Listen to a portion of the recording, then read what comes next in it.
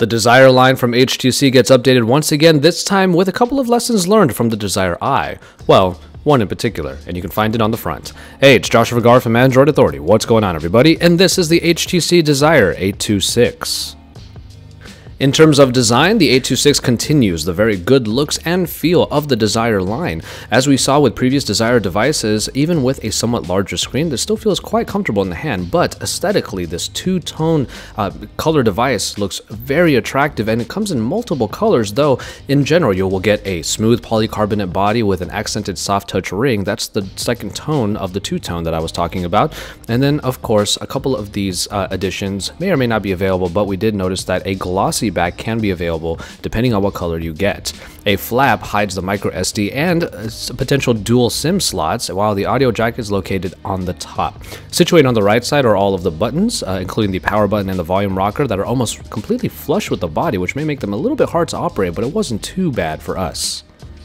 The boom sound speakers also return here, and they are essentially invisible on the front, and they do the same thing that the Desire Eye was able to do, and that is basically hide the front-facing speakers in small slits on top and below the screen. The display is a 5.5-inch Full HD screen, and it looks quite great. As you can see here, HTC has done a good job with their LCD screens, and the trend continues with a Full HD 1080p display here on the mid-range Desire 826. As far as performance goes, we do have the Snapdragon 615 processor, which is an octa-core 64-bit that you're going to see in many of the mid-rangers over the following months, most likely.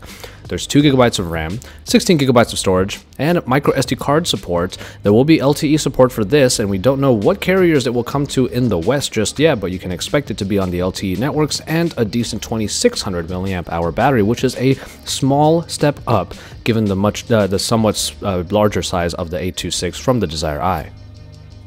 Now we're going to go ahead and talk about the cameras, but obviously we don't really have any samples to show you just yet because we were just getting a first hands-on with this phone. Nonetheless, we do expect to put these cameras through their paces once we get our review units. Nonetheless, the 13 megapixel shooter on the back is supplemented now by a 4 megapixel Ultrapixel shooter found on the front.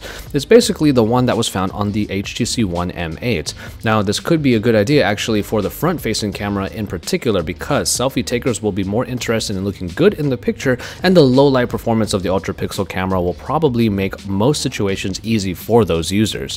The interface on the camera is largely the same from the Desire Eye, with the ability to use the front, the rear, and also both in tandem for pictures and even videos. Another big highlight of this phone is seeing Sense with 5.0 Lollipop. Yes, Lollipop is running on the Desire 826, and it brings all of the different elements that you would expect, with Sense on top putting its own modifications to the Android experience. We do like Sense already. It is a very nice Android iteration that is not too robust, but also not too simplistic, and it does a good job of blending in with the elements of the Lollipop build.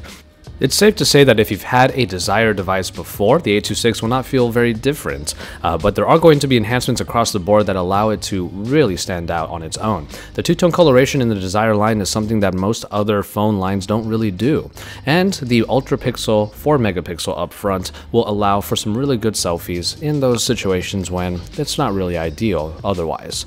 Nonetheless, it's a very good-looking device, and it does feel very nice in the hand, and we think that it's a good mid-ranger that is available here at CES 2015. So keep it tuned for our future coverage of the Desire 826 by HTC, and remember to subscribe to our channel if you haven't already, and keep it here because we are your source for all things CES 2015.